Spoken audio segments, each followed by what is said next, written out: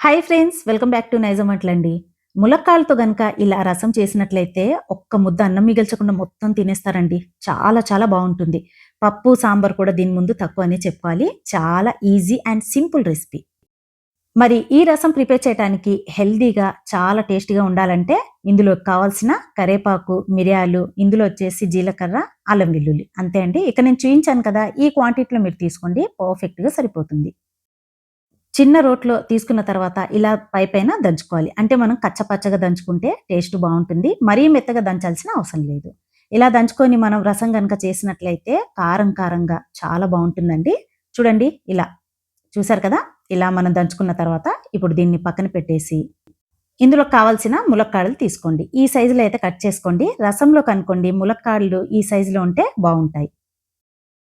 ఇప్పుడు ప్యాన్‌లోకి ఆయిల్ తీసుకున్న తర్వాత కొంచెం ఇలా వేడైన తర్వాత ఇందులోకి 1 టేబుల్ స్పూన్ ఆవాలు తీసుకోండి.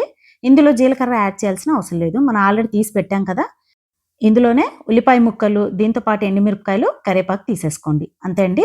కొంచెం మీడియం ఫ్లేమ్ మీద పెట్టి కాస్త వీటిని పచ్చి వాసన పోయేంత వరకు వేయించుకున్న తర్వాత, మనం దంచి పెట్టాం కదా! ఈ మసాలా మొత్తం ఇందులోకి తీసేసుకోండి. ఇందులోకి వీటిని తీసుకున్న తర్వాత మంటని లో ఫ్లేమ్ మీద అడ్జస్ట్ చేసేయండి. తొందరగా ఇది మాడిపోతుంది కాబట్టి. ఇలా తీసుకున్న తర్వాత వీటిని ఈ విధంగా మనం ఫ్రై చేసుకునేటప్పుడు మంచి ఎరోమా అనేది వస్తుందండి. చాలా బావుంటుంది. ఈ విధంగా కొంచెం వేయించుకున్న తర్వాత ఇందులోకి టమాటా ప్యూరీని తీసేసుకోండి. టమాటాల్ని ముక్కలుగా కాకుండా ఇలా ప్యూరీగా తీసుకోవటం వల్ల తొందరగా ఇది మగ్గిపోతుందండి. టమాటా వచ్చేసి ఇందులోకి ఎక్కువ టైం కూడా పట్టదు. సో, ఒక్కసారి ఇలా మనం మిక్స్ చేసుకున్న తర్వాత ఇందులోకి ములక్కాడలు తీసేసుకోండి. ఈ ములక్కాడలు మాత్రం ఒక 10 దాకా ఉంటాయండి. ఒక 10-12 వరకు తీసేసుకోండి. చూసారు కదా! ఈ విధంగా తీసుకున్న తర్వాత ఇందులోకి కొన్ని మసాలాని మనం కలుపుకోవాలి. 1 టేబుల్ స్పూన్ వచ్చేసి కారం పొడి తీసుకోవాలి. పసుపు పొడి వచ్చేసి హాఫ్ టేబుల్ స్పూన్ తీసుకోండి. ఇందులో ఉప్పు తగినంత కలుపుకోవాలి. అంతే అండి. ఇంకా ఇందులో ఏ మసాలాలు కూడా మనం కలపొద్దు. ఇది రసం కాబట్టి సో, ఇలా మసాలా మొత్తం ఇందులోకి తీసుకున్న తర్వాత ఒక్కసారి ఇలా మిక్స్ చేసేసి కొంచెం నీళ్ళని ఇందులోకి యాడ్ చేసేసుకోండి. ఈ ములక్కాడలు మెత్తగా ఉడకటానికి కొంచెం నీళ్ళని యాడ్ చేసేసి ముందుగా అయితే వీటిని ఉడికించుకోవాలి. మనం మసాలాలు, టమాటాలు ఇవన్నీ కలిపాం కదండీ!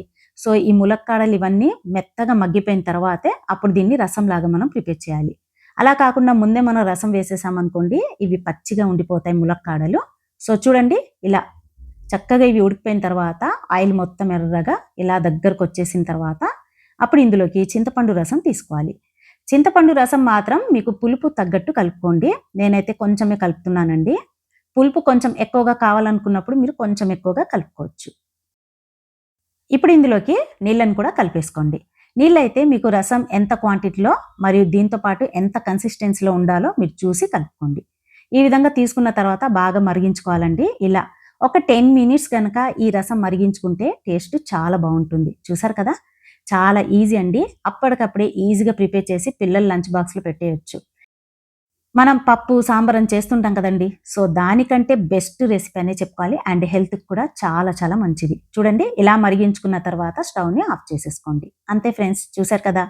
మరి ఎంతో సింపుల్‌గా చేసుకునే ఈ రసం మాత్రం అన్నంలో వేసుకొని తింటే రుచి మాత్రం అద్రిపోవాల్సిందే అండి. చాలా కమ్మగా ఉంటుంది. మీరు మిస్ చేయకుండా ములక్కాడలతో ఇలా తప్పకుండా ఈసారి రసం చేసి ఎలా వచ్చిందో ప్లీజ్ నాకు కామెంట్ చేయండి. వీడియో నచ్చితే మాత్రం తెలుసు కదా ఫ్రెండ్స్, మీ ఫ్రెండ్స్‌కి షేర్ చేయడం మర్చిపోకండి. థాంక్స్ ఫర్ వాచింగ్ అండి.